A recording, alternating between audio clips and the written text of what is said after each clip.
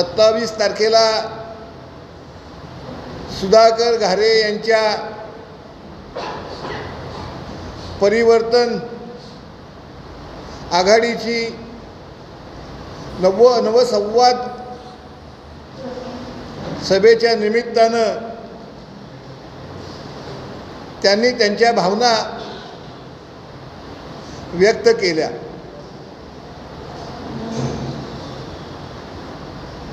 सर्वप्रथम राजेश लाड यांनी महायुतीची जी पत्रकार परिषद घेतली त्या पत्रकार परिषदेमध्ये घारे यांच्या कुटुंबियाबाबत उल्लेख केला। मधुकर शेठ घारे आणि त्यांचा भावाचा असा त्यांनी उल्लेख केला। वास्तविक पाहता राजेश लाड यांनी कौटुंबिक विषयावरती बोलायला नको होतं, ती त्यांची चूक होती आणि त्याबद्दल मी दिलगिरी व्यक्त करतो। राजकारण करत असताना काही वेळा आपण बरोबर असतो, काही वेळा विरोधात असतो।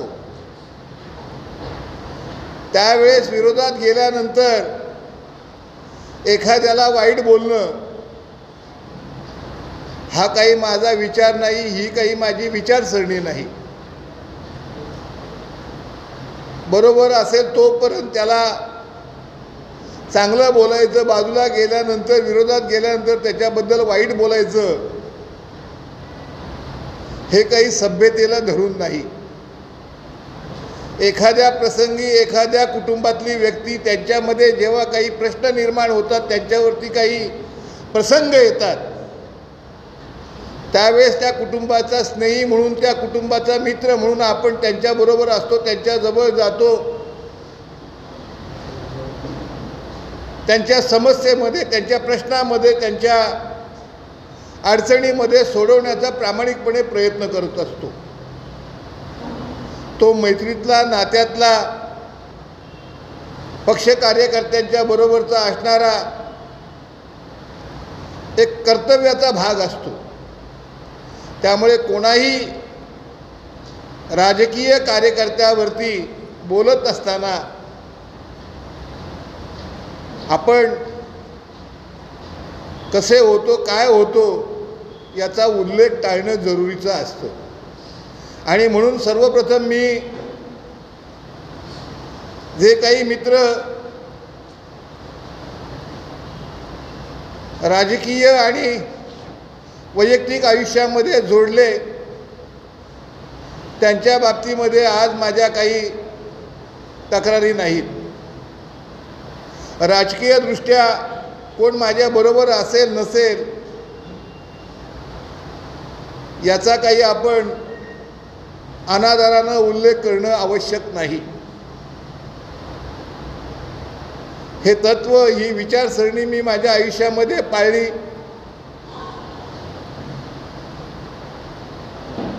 अनेक आपले जवळचे मित्र विरोधक होऊ शकतात, अनेक विरोधक आपले मित्र होऊ शकतात। हा राजकारणातला एक अलिखित नियम आहे, त्यामध्येही ऋणी असणार आहे।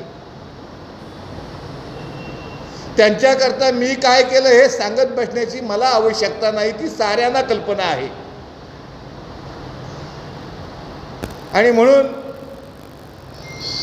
अशा अपरिपक्व माणसांच्या बाबतीमध्ये अधिक बोलणं चांगलं नाही। असताना मार्गदर्शन करत असताना ती त्यांची सभा होती, ते त्यांचं व्यासपीठ होतं, ते त्यांचे कार्यकर्ते होते, त्यामुळे त्यांना जे काही योग्य वाटलं ते बोलले असतील।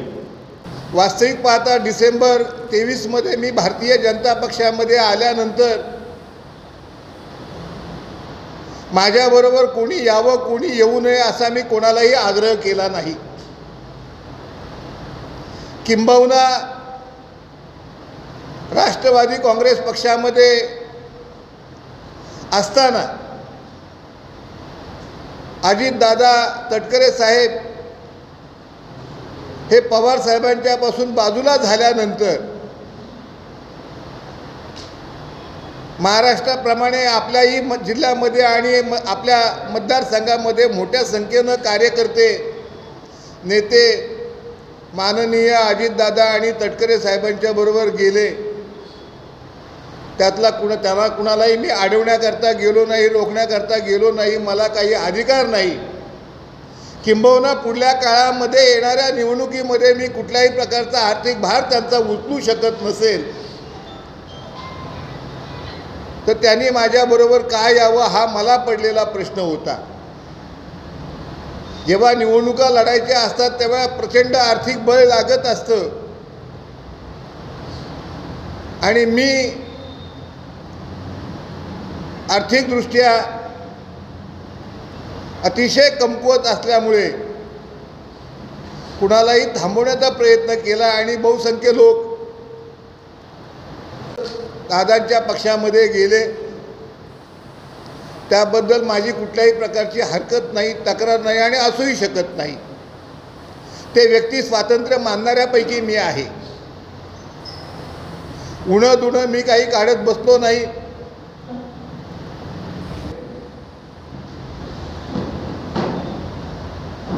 जो निर्णय आला त्या निर्णयाच्या बाबतीमध्ये त्याचा परामर्श घेत असताना निवडणुकीमध्ये काय झालं हा विषय त्यांनी मांडत असताना एकनाथ धुळे यांनी माझं प्रत्यक्ष नाव न घेता त्यांनी असा उल्लेख केला की ज्यांच्याबरोबर आम्ही 40 वर्षे राहिलो त्यांनी आमचा घात केला. आयुष्यभर नीतिमत्ता सांभाळलेला माणूस नीतिभ्रष्ट झाला. अधिक काही बोलले. अशोक भोपोतरावांनी सांगितलं मी 25, 30, 40 वर्षे ज्यांच्याबरोबर राहिलो त्यांनी असं वागायला नको होतं. त्यांनी हे चांगलं केलं नाही. अशा प्रकारची भूमिका त्यांनी मांडली. भरत भगत बोलत असताना त्यांनी मला काही सांगण्याचं खऱ्या अर्थानं कारण नाही. त्यांनी एक उल्लेख केला की ज्यांनी तुम्हाला 15 वर्षात एक काम केलं नाही तेव्हा तुम्ही नाक्यावरती बोर्ड लावले आणि होऊन जाऊ दे चर्चा म्हणून उल्लेख केला. मग त्यांच्याबरोबर तुम्ही कसे? या साऱ्यांचं प्रश्नाचं उत्तर देणं मला आवश्यक आहे. प्रशासकीय भवनाची आपली अपेक्षा आपण एवढे वर्ष मागणी केलेली इमारत जेव्हा पूर्णत्वास जाते, पूर्णत्वास जाण्याचं जेव्हा सुरुवात होते ते भूमिपूजन आमदार स्वतःच्या हस्ते एकट्याच्या करून महाविकास आघाडीमधले त्यावेळच्या पालकमंत्री असतील, त्यावेळचे बांधकाम मंत्री असतील, त्यावेळचे उपमुख्यमंत्री असतील, त्यावेळचे त्या खात्याचे संबंधित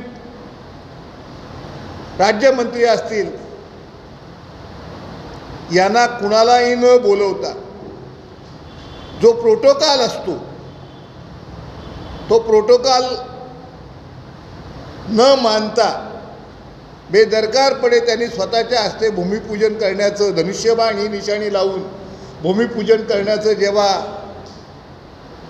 सकाळी 7 वाजता पाहिलं तेव्हा मी कार्यकर्त्यांना फोन करून तातडीनं बोलवलं आणि त्या ठिकाणी जाऊन प्रतिकात्मक भूमिपूजन केलं आणि त्यांच्या त्या कृतीचा जो शासकीय निधी होता, प्रशासकीय भवन ही साऱ्यांची असणार आहे. तिन्ही पक्षाच्या प्रमुखांना, नेत्यांना त्यांची पाठीमध्ये नावं असणं गरजेचं होतं. माझे आमदार म्हणून त्याच्यामध्ये नाव कधीही असणार नाही एवढ्या जाणीवा मला निश्चितपणे आहेत.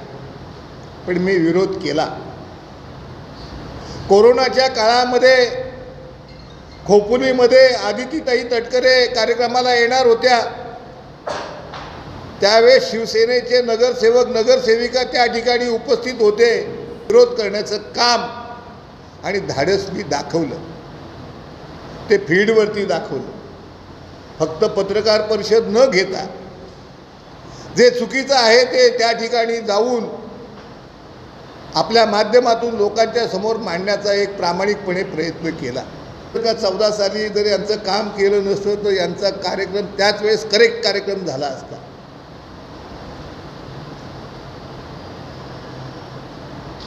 वासऱ्याच्या खोंड्यावरती ते निवडून आले, होय निश्चितपणे वासऱ्याच्याच खोंड्यावरती काय, पण दोन्ही तालुक्यातल्या कार्यकर्त्यांच्या मुळेच मी निवडून आलो, तुमच्यामुळेच निवडून आलो, तुमच्या हजारो कार्यकर्त्यांच्या बळावरती निवडून आलो, याचं मला कदापिही विस्मरण होणार नाही. ती माझ्या मनामध्ये सतत तुमच्या उपकाराची, तुमच्या ऋणाची जाणीव माझ्या मनामध्ये राहणार आहे. आता करेक्ट कार्यक्रमाची भाषा त्यांनी बोलावी. करेक्ट कार्यक्रम कशाला म्हणतात? माझा जर का 14 साली कार्यक्रम करेक्ट झाला असता तर 17च्या जिल्हा परिषदला तुमचा कार्यक्रम काय झाला असता? आज जे तुमच्या सोबत वासऱ्याच्या खोंड्यामध्ये फिरत होते तेव्हा सुधा घारेंना पाडण्याकरता तुमच्या शेजारी बसणाऱ्यापैकी कोण कोण फिरत होतं हे तुम्ही आम्हाला सांगितलेलं आहे. त्यामुळे कालचे मित्र आज विरोधक असू शकतात, आजचे विरोधक उद्या मित्र असू शकतात. तर अशा प्रकारे त्यांनी बोलणं, त्याने आणखीन एक सांगितलं की यांना 5 निवडणुका ज्यांनी लढवल्यात त्यांना एवढी मतं पडली नाही तेवढी मला अपक्ष असताना पडली. अभिनंदन आहे तुमचं. निश्चितपणे मोठं यश आहे. गेली 4-5 वर्ष तुम्ही सातत्यपूर्ण काम करताय. विशेषतः कोरोनाच्या काळामध्ये फार मोठी लोकांना तुम्ही मदत केलीत. पाणी टंचाईमध्ये तुम्ही मदत केलीत. लोकांच्या अडीअडचणीमध्ये तुम्ही उपयोगी पडलात. लोकांनी तुम्हाला भरभरून मतं दिली. याबद्दल निश्चितपणे मला समाधान आहे. आता काही वेळा यशापर्यंत पोचता येत नाही, तो दुर्दैवाचा भाग असतो. नारळ फोडण्याकरता तुम्हाला दगड हवा होता म्हणून तुम्ही माझा वापर केलात. इतके तुम्ही दगड आहात याची जाणीव तुम्ही करून दिलीत. त्याने अभिमानानं किंवा अहंकारानं बोलले असतील. 5 निवडणुका लढणाऱ्यांना सुद्धा एवढी मतं पडली नाही तेवढी मतं मला पडली. मला अतिशय विनम्रपणे आपल्या माध्यमातून त्यांना सांगायचं आहे, अहो 5च निवडणुकांमध्ये काय, महाराष्ट्र राज्याची निर्मिती झाल्यानंतर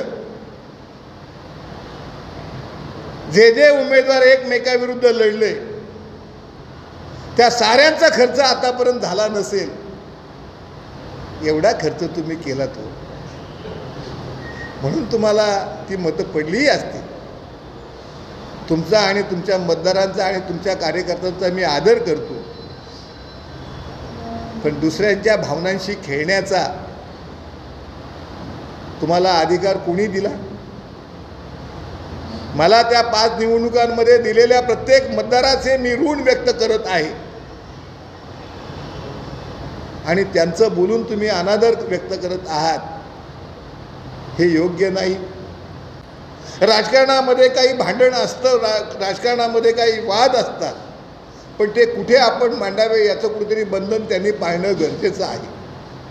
त्यांचे नेते त्यांना समजून सांगतील. तटकरे साहेबांच्या वरती ते बोलले असतील. वास्तविक पाहता महायुतीतले तटकरे साहेब एक मोठे नेते आहेत. राष्ट्रवादी काँग्रेस पक्षाचे राज्याचे ते प्रदेशाध्यक्ष आहेत. त्यांच्याबद्दल आणि आदिती तटकरेंबद्दल त्यांनी बोलणं हे काही उचित नाही, हे काही योग्य नाही, हे मला स्पष्टपणे या निमित्तानं सांगायचं आहे. आपलं कर्जत न्यूज चॅनलला लाईक, शेअर आणि सबस्क्राईब करायला विसरू नका.